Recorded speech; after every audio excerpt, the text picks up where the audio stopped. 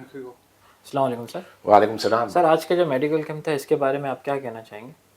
देखिए, आज के मेडिकल कैंप के हवाले से तो मैं कहने से पहले आपको ये कहता चलूँ कि आप मीडिया वालों का थैंक्स सबका।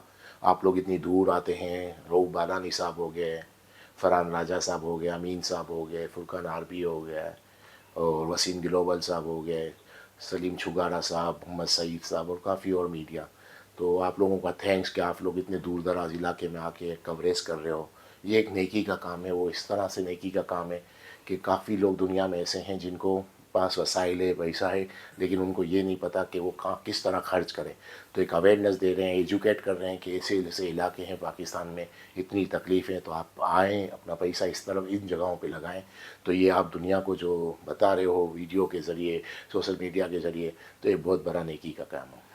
दूसरी बात मैं यही कहूँगा कि मैं अपनी टीम की जितनी तारीफ़ करूँ कम है, अडवाणी फाउंडेशन और सेविंग होम के हवाले से, कि उन्होंने इतने से इलाके चॉइस कर रहे हैं जो इतनी दूर जगह पे आके, जहाँ आना मुश्किल है, जहाँ गाड़ियाँ नहीं आती, पैदल आना पड़ता है, इतनी दूर जगह पे वो हफ्ते में एक एक दो दो बार आके सर्वे करते हैं, जब जाके फ़ाइनल करते हैं। फिर लोकल इंतज़ामिया का भी मैं थैंक्स अदा करूँ, ख़ासकर मेरी टीम जो फैसल मरकाटिया, सलीम मरकाटिया, सलीम लेरा, नासिर लेरा, सलीम लस्करिया, नासिर लेरा और बाकी जो भी लोग हैं, सबका थैंक्स कि इतनी दूर दराज इलाकों में ये ऐसे कैंप लगाते हैं।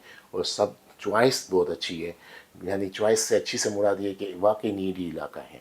बाकी आज के जो मेडिकल कैंप में काफ़ी पेशेंट तक काफ़ी आवाम थी, क्योंकि आसपास आपको नज़र आ रहा है कितना क्राउड है, कितने लोग हैं। आज का दौर ऐसा चल रहा है पाकिस्तान में कि लोगों के पास खाने के लिए कुछ नहीं है, तो मेडिसिन कहाँ से लेंगे।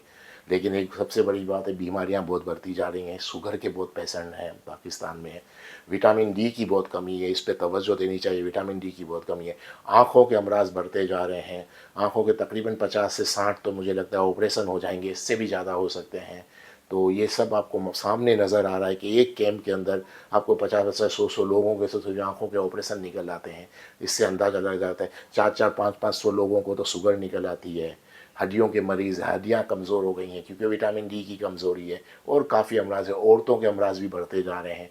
मेडिसन नहीं है, सहूलत नहीं है।